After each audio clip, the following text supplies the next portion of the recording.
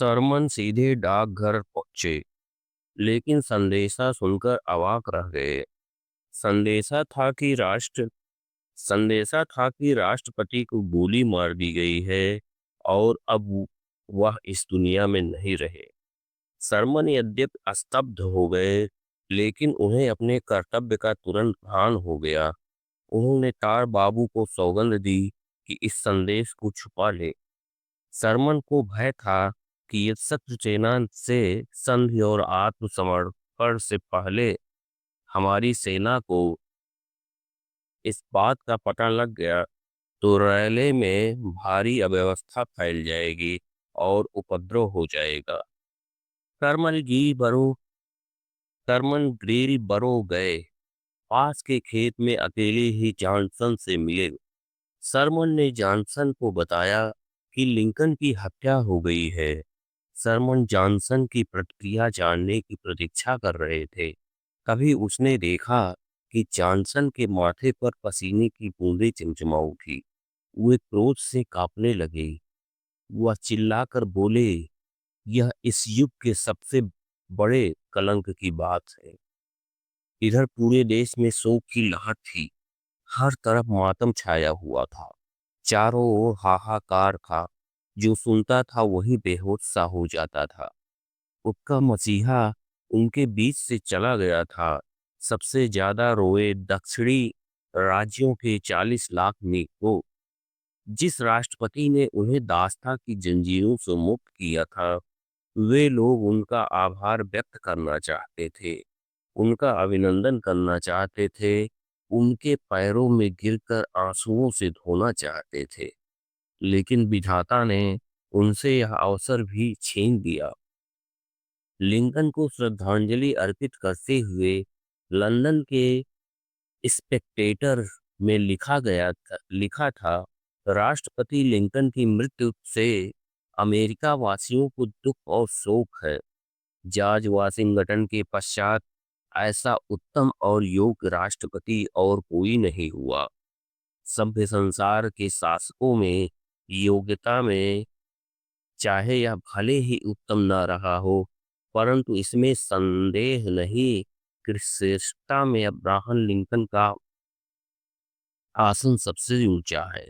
सबसे बड़ी समस्या यह आ रही थी कि हत्या के 7 दिन बाद भी यह तय नहीं हो पा रहा था कि अंत्येष्टि वाशिंगटन में की जाए या स्प्रिंगफील्ड में, क्योंकि स्प्रिंगफील्ड के लिए श्रीमती लिंकन तैयार नहीं थी। अंततः स्प्रिंगफील्ड में ही अंत्येष्टि का निर्णय हुआ। 100 को रेलगाड़ी से ले जाने का निर्णय हुआ। ट्रेन के इंजन को काले कपड़े से ढका गया। 100 को पूरे राजकीय सम्मान के साथ इलिनायस लाया गया। जब ट्रेन फिलाडेल्फिया पहुंची तो वहां स्टेशन पर अपार भीड़ थी। लोग पिछले 10 घंटे से ट्रेन का इंतजार कर रहे थे। लोग अपने मसीहा की एक अंतिम झलक पाने के लिए उतावले हो रहे थे। अन्य कई शहरों में लिंकन को भावपूर्ण श्रद्धांजलि दी गई। अंततः 4 मई को अपने गृह नगर में बनाई गई समाधि में लिंकन चिर निद्रा में सो गए। अंतिम संस्कार के बाद उनकी समाधि पर दूसरी बार राष्ट्रपति पद ग्रहण करते समय उनके द्वारा दिया गया भाषण पढ़ा गया। उस भाषण के प्रमुख शब्द थे, दुर्भाग्य किसी के प्रति नहीं, दुर्भाव किसी के प्रति नहीं, सद्भाव सबके प्रति। भगवान द्वारा दिखाए गए सत्य मार्ग पर दृढ़ता से चले।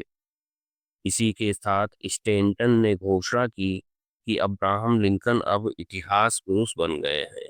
अंतिम संस्कार के बाद लिंकन के वकालत के दोस्त हर्नडन जब अपने कार्यालय पहुंचे तो अपनी फर्म का बोर्ड देखकर उनकी आंखें डबडबा आई। बोर्ड में लिखा था, लिंकन एंड हर्नडन। हर्नडन बोर्ड की ओर देखकर बोले, तू मुझे धोखा दे गया।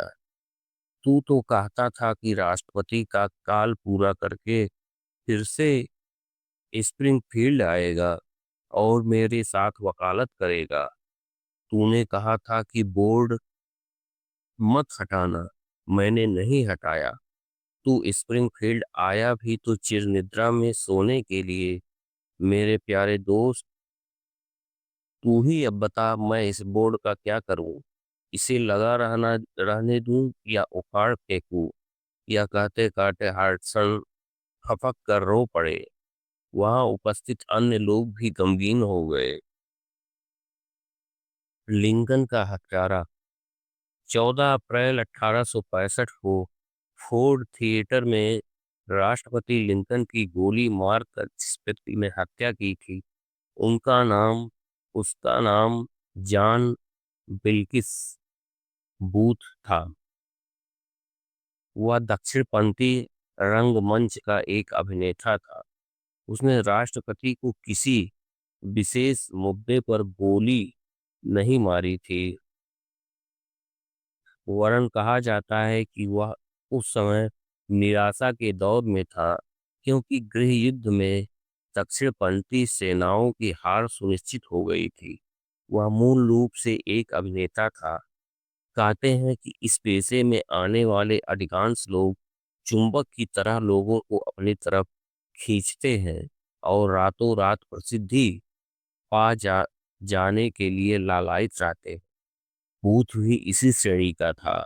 वह भी चाहता था कि उसे प्रसिद्धि मिले, कि इतिहास से उसका नाम मिटाया ना जा सके। अंततः अपने मकसद में कामयाब हो गया। बूथ की जीवनी लिखने वाले तो यहाँ तक दावा करते हैं कि बूथ इतना आकर्षक था कि लड़कियां उसे देखकर ठिठक जाती थी। वे खो जाने जैसी स्थिति में हो जाती थी। जब वह गुजर जाता था, तब उन्हें होश आता था। लड़कियां उसकी प्रशंसा में कसीदे पढ़ती थी। उसका रोमियो नामक नाटक उस समय बहुत चर्चित हुआ था। उस नाटक की चारों ओर धूम मची थी। अभी वह मात्र 23 वर्ष का था और महिलाएं उसके साथ कुछ पल बिताने के लिए लालायित रहती थी। वह इतना अच्छा अभिनेता था कि वह अपने सामने मंच पर किसी को टिकने ही नहीं देता था। उसकी प्रसिद्धि से त्रस्त एक अदाकारा ने तो उस पर चाकू से हमला भी कर दिया था और बाद में पश्चाताप में स्वयं आत्महत्या कर ली थी। उसकी एक प्रेयसी को जब पता चला कि उसने राष्ट्रपति की हत्या कर दी है, उसने अपने सीने में भूत का चित्र बनवाया और ज्यादा मात्रा में क्लोरोफॉर्म सूंघ कर हमेशा के लिए भूत से दूर चली गई। इतना शानदार व्यक्तित्व होने के बाद उसमें एक ही दुर्गुण था, वह राष्ट्रपति से जलने लगा। अंत में राष्ट्रपति लिंकन के सिर के पीछे से गोली मारकर घोड़े पर सवार होकर फरार हो गया। यद्यप बाद में पता चला कि सैनिकों ने बूथ को गोली मार दी। वह भागते हुए एक खलियान में छिप गया था। सैनिकों ने इसे ढूंढने के लिए खलियान में आग लगा दी। आग से घिरकर बूथ भागने लगा। भागते हुए वह चिल्ला रहा था, उसने इतना अच्छा काम किया, फिर भी लोगों ने पूरस और कैसियस की तरह उसकी प्रशंसा के गीत क्यों नहीं गाए।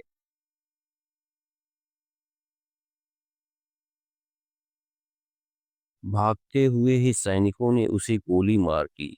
उसकी मृत्यु की सूचना जब स्टैंटन को मिली, तब उन्होंने तय किया कि हत्यारे के शव को लेकर कोई राजनीति हो या हत्यारे को मसीहा बना दिया जाए, उससे पहले ही गोपनीय तरीके से उसे दफना दिया गया।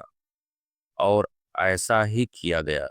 बूथ के शव का क्या हुआ, पूरे अमेरिका में उस समय केवल 8 लोग ही इस राज को जानते थे, और यह 8 लोग वे थे जो राष्ट्र के लिए प्रतिबद्ध थे और उन्होंने गोपनीयता की शपथ ले रखी थी।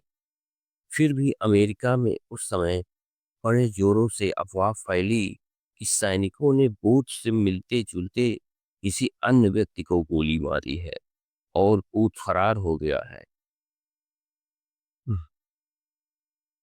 यद्यपि बूथ के शव को उसके हाथ में गोदने से पहचाना गया था। अफवाह के चलते 1869 में एक बार फिर कब्र से निकालकर बूथ के शव का परीक्षण किया गया था, लेकिन पुनः उस शव को बूथ का ही बताया गया था। बाद में बूथ की एक डायरी मिली जिसमें लिखा था, देश की हर मुसीबत के लिए लिंकन जिम्मेदार है। ईश्वर ने तो उसे केवल लिंकन को सजा देने का माध्यम बनाया था। लिंकन के बाद श्रीमती लिंकन। लिंकन की मृत्यु के बाद पूरे देश में शोक मनाया जा रहा था।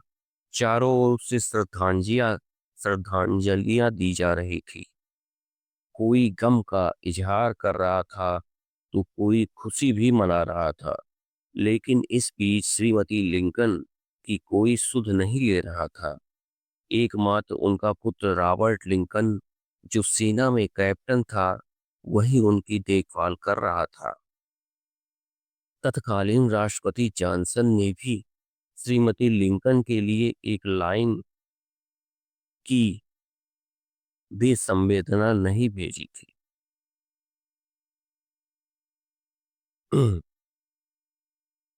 श्रीमती लिंकन जब व्हाइट हाउस खाली कर रही थी, तब वह भाव विह्वल हो गई, क्योंकि उन्हें एक घटना याद आ गई। घटना यह थी कि जब लिंकन राष्ट्रपति के रूप में व्हाइट हाउस पहुंच चुके थे, तब श्रीमती लिंकन सबसे ज्यादा खुश थी, क्योंकि उन्होंने तो उठते बैठते दिन रात केवल व्हाइट हाउस के ही सपने देखे थे। उन्होंने तो व्हाइट हाउस की उम्मीद में ही अब्राहम लिंकन पर शादी का जुआ खेला था। उनका कहना था कि वह उसी व्यक्ति से शादी करेंगी जिसके राष्ट्रपति बनने की संभावना होगी। अब वह दिन आ गया था, क्योंकि अपना उनका सपना पूरा हो गया था। ऐसा लगता था जैसे जिंदगी पैरों तक गुलाब की पंखड़ियां बिछा कर लाई थी। श्रीमती लिंकन के पैर जमीन पर नहीं पड़ रहे थे। इसी झोंक में उन्होंने लिंकन के सामने अपना मकान बेच देने का प्रस्ताव रखा था। तब लिंकन ने जवाब में कहा था, नहीं ठहरो, राष्ट्रपति का कार्यालय महज 4 साल का होता है। इस बात पर दोनों के बीच नोक-झोंक भी हुई थी, लेकिन लिंकन ने अपनी सूझबूझ से बात को दबा दिया था। आज लिंकन के वही शब्द, ठहरो, राष्ट्रपति का कार्यालय महज 4 वर्ष का होता है, बार बार याद आ रहे थे। श्रीमती लिंकन को केवल एक संवेदना पत्र मिला था, जो इंग्लैंड की महारानी विक्टोरिया द्वारा लिखा गया था। पत्र का संबोधन था, एक विधवा की ओर से दूसरी विधवा के प्रति। श्रीमती लिंकन व्हाइट हाउस खाली करके सबसे पहले शिकागो गई थी, लेकिन वहां का खर्च उनकी सामर्थ्य से बाहर था। इसके बाद वे व्हाइट पार्क चली गई। उस समय श्रीमती लिंकन को एक ही चिंता थी, जो उनके छोटे बेटे की थी। लिंकन उसे प्यार से टैड कहते थे, यद्यपि उसका नाम टैडपोल था। जैसे टैडपोल का सिर होता है, उसी प्रकार टैड का सिर भी बड़ा था। लिंकन और दास प्रथा। गुलामों को कोड़े से पिटता देखकर लिंकन भागे भागे घर आए। माँ से बोले, माँ, क्या गुलामी कोई अच्छी बात है? माँ ने कहा, नहीं बेटा, गुलामी कोई अच्छी बात नहीं है। अब्राहम ने फिर पूछा, क्या केंटुकी के लोगों को गुलामी से मुक्त कराने के लिए कोई महापुरुष जन्म लेगा? माँ ने कहा, हो सकता है। अब्राहम ने कहा, केंटुकी निवासियों को गुलामी से मुक्त कराने के लिए ईश्वर अवश्य किसी को भेजेगा। अगर नहीं भेजेगा तो मैं प्रतिज्ञा करता हूँ कि इस संसार से गुलामी के इस कलंक को सदा के लिए मिटा दूंगा। यह उस समय की बात है जब लिंकन लगभग 8 वर्ष के थे। जब लिंकन अपने पिता से अलग रहते थे, तब नाविक के रूप में मिसिसिपी में बड़ी ही जिम्मेदारी से नाविक का काम करते थे। वह अपने मित्रों के साथ यात्रा के दौरान प्रकृति का भी आनंद लेते थे, क्योंकि यात्रा के दौरान उन्हें कई रमणीय स्थान देखने को मिलते थे। लेकिन एक बार उन्हें नीग्रो जाति के लोगों के प्रति किए जा रहे व्यवहार ने झकझोर दिया। लिंकन का ज्यादातर माल लेकर लिंकन ज्यादातर माल लेकर न्यू ऑरलियंस तक जाते थे। वहां एक बार वह मित्रों के साथ घूम रहे थे। उन्होंने देखा कई नेकरो जंजीरों से बंधे पड़े थे। उन्हें कोड़ों से पीटा जा रहा था। ज्ञात हुआ कि यह गुलाम लोग हैं। उन्होंने मालिकों के प्रति विद्रोह किया था, इसीलिए उन्हें इस यह कठोर दंड किया जा रहा था। लिंकन इस दृश्य को देखकर हतप्रभ रह गए। उनका मन करुणा से भर गया और दास रखने वाले लोगों के प्रति घृणा उत्पन्न हो गई। आगे चलकर उन्हें इस बात की भी भयानक दृश्य दिखाई दी कि एक गोरी व हबसी वर शंकर तरुण कन्या की बोली लगाई जा रही थी।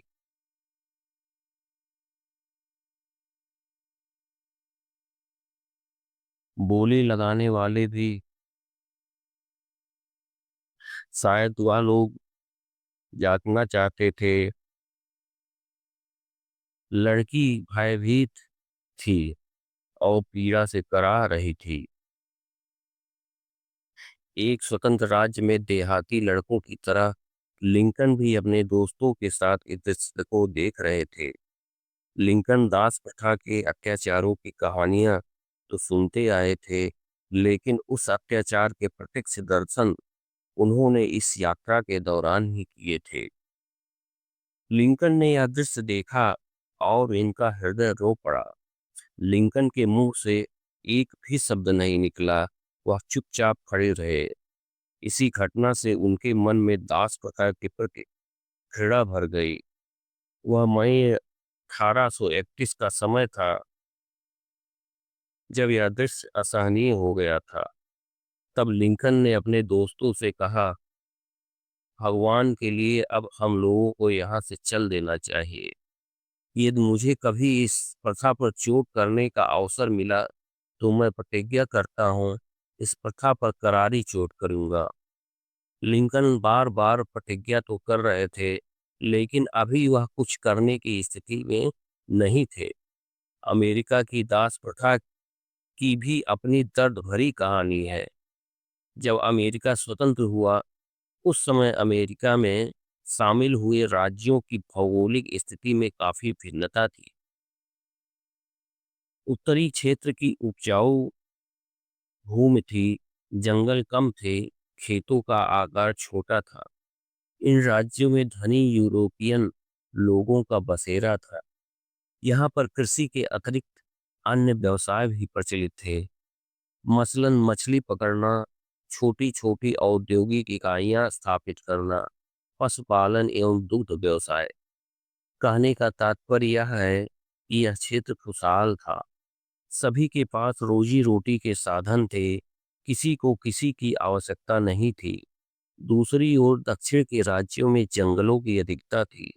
जंगल साफ करके बड़े बड़े खेत बनाए जाते थे। जमीन कम उपजाऊ थी। रोजगार के अन्य साधनों का अभाव था। अतः यहाँ पर खेती में रुचि लेने वाले व्यक्ति ही आकर बसते थे, जिन्हें बाद में जमींदार कहा गया। कृषि कार्य के लिए कठोर मेहनत को देखते हुए श्रमिकों की आवश्यकता हुई। स्थानीय स्तर पर श्रमिक उपलब्ध नहीं थे। जमींदार लोगों ने समुद्री नाविकों से संपर्क साधा।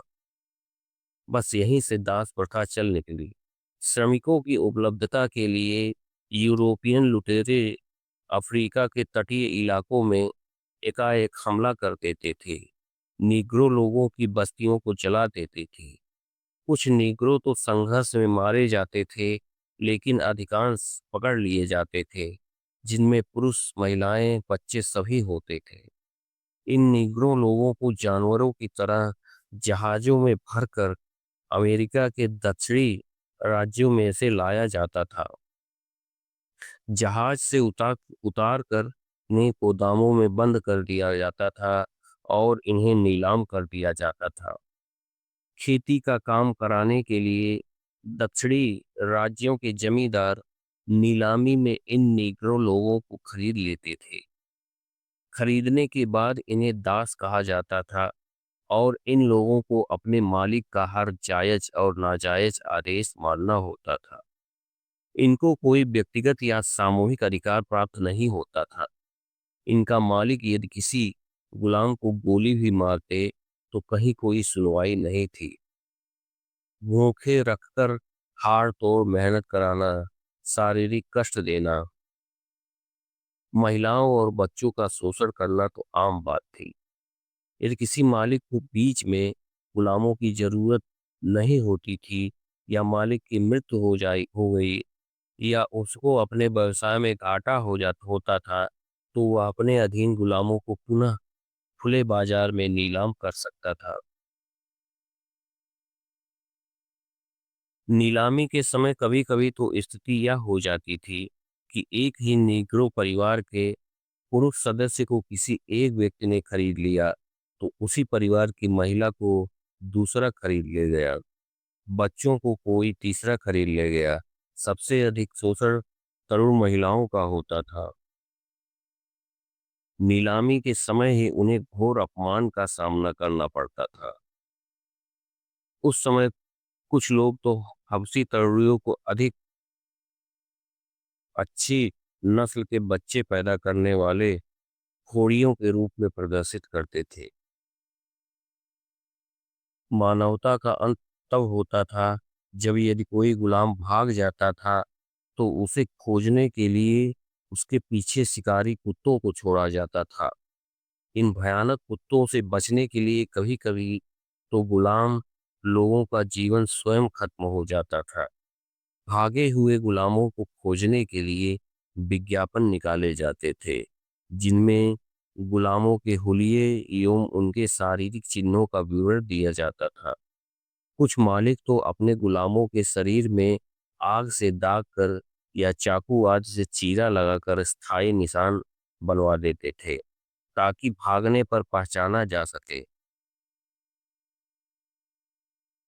महिलाओं और बच्चों के शरीर में चिड़ियों, पशुओं आदि के निशान रोप दिए जाते थे और फिर इन्हीं चिन्हों से उन्हें पुकारा जाता था। उस समय दक्षिण के चतुर लोगों की रणनीति रहती थी कि दक्षिण के हितों को आगे रखा जाए। इस दृष्टिकोण के अनुसार दक्षिण के लोग जीवन यापन के अपने ढंग को सर्वश्रेष्ठ मानने लगे थे, जिसके पीछे दास प्रथा थी। दक्षिण के लोग दासों को अपनी बहुमूल्य संपत्ति मानते थे। इन लोगों के लिए दास प्रथा अच्छी चीज थी। यहाँ तक कि इस प्रथा की आलोचना को दक्षिण के प्रति शरारत दक्षिण के प्रति शरारत माना जाता था और उसमें सुधार की अपील को गिड़गिड़ाना, और यदि कोई व्यक्ति इस प्रथा में सुधार की आवश्यकता पर जोर देता था तो उसे कमजोरों की श्रेणी में गिना जाता था। उस समय दक्षिण के गिरजाघर भी दास प्रथा को ईश्वरीय देन मानते थे। दक्षिणी राज्यों का स्वार्थ दास प्रथा को बनाए रखने में था। दास रखने की प्रथा को अपनी शान समझते थे। दक्षिण के नेताओं की धारणा थी कि अफ्रीकी लोगों को गुलाम बनाना यदि सामाजिक, नैतिक और राजनैतिक सिद्धांतों के अनुसार अनुचित है तो हम सब इस बात को स्वीकार नहीं करते, क्योंकि हमारे सिद्धांत इन सब पर खड़े हैं कि नीग्रो लोग गोरे लोगों की बराबरी नहीं कर सकते। दास्ता गोरे लोगों की सेवा के लिए सामान्य स्थिति है। हम विश्व में पहले ऐसे लोग हैं जो महान ईश्वरीय, दार्शनिक और नैतिक सत्य को मानते हैं। मानवता के उद्देश्यों की पूर्ति श्रेष्ठ तरीके से तभी हो सकती है जब भगवान के रचे हुए इन नियमों का पालन किया जाए। मिसिसिपी के लोग तो यहाँ तक कहते थे कि हमारी स्थिति पूर्णतया दास प्रथा की स्वीकृति पर ही नेक है। अमेरिका में इस प्रकार के दासों की संख्या लाखों में हो गई थी। इन्हीं दिनों में एक ऐसी आर्थिक घटना घटी जिसके कारण गुलामों की उपयोगिता और अधिक बढ़ गई।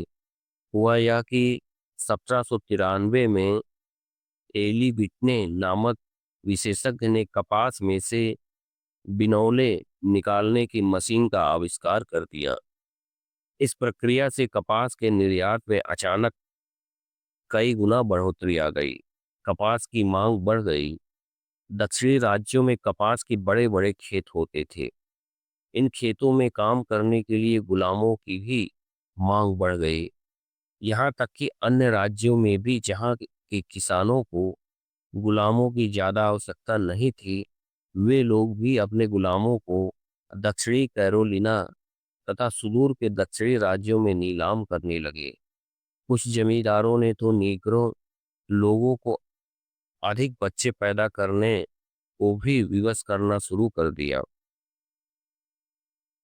इधर जब दासों पर अत्याचार के भयानक दृश्यों के समाचार ज्यादा आने लगे, तब अंतर्राष्ट्रीय स्तर पर इस प्रथा को मानवीय अधिकारों के हनन के रूप में देखा जाने लगा तथा चारों ओर हो हल्ला मचने लगा। तब अमेरिकी सरकार ने एक कानून द्वारा 1808 में अमेरिका में नीग्रो लोगों को बाहर से लाया जाना बंद कर दिया, लेकिन चोरी छिपे या व्यापार चलता रहा। क्योंकि उत्तरी राज्यों में दास प्रथा नहीं थी, अतः घरेलू स्तर पर भी दास रखने एवं उन पर अत्याचार का विरोध होना शुरू हो गया था। लिंकन का पदार्पण तो बहुत बाद में हुआ, लेकिन दास प्रथा का अंत कराने एवं इसके विरोध का सिलसिला काफी पहले शुरू हो चुका था।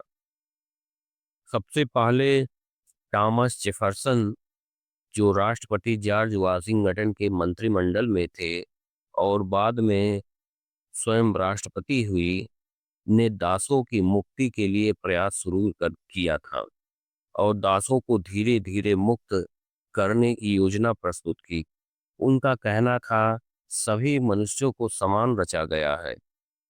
लेकिन उनकी यह योजना सफल नहीं हुई। जब उनकी वृद्धावस्था आ गई और उन्हें सफलता नहीं मिली, तब उन्होंने देश की एकता पर बल देना शुरू किया। कहा जाता है कि इस असफलता के पीछे जेफरसन की हताशा थी। उन्होंने वर्जीनिया में धीरे धीरे दास प्रथा के समापन के लिए विधेयक प्रस्तुत किया था, लेकिन उसे अस्वीकार कर दिया गया।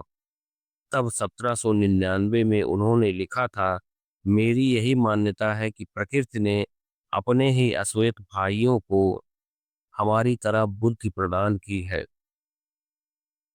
और इसकी कमी जहाँ कहीं प्रतीत होती है, इसका कारण इन लोगों की आर्थिक गिरावट है। मैं सत्य के साथ कहना चाहता हूँ कि एक ऐसी अच्छी पद्धति जारी की जाए जो इनके शारीरिक और बौद्धिक विकास में सहायक हो और इस दिशा में तेजी से कदम उठाया जाए।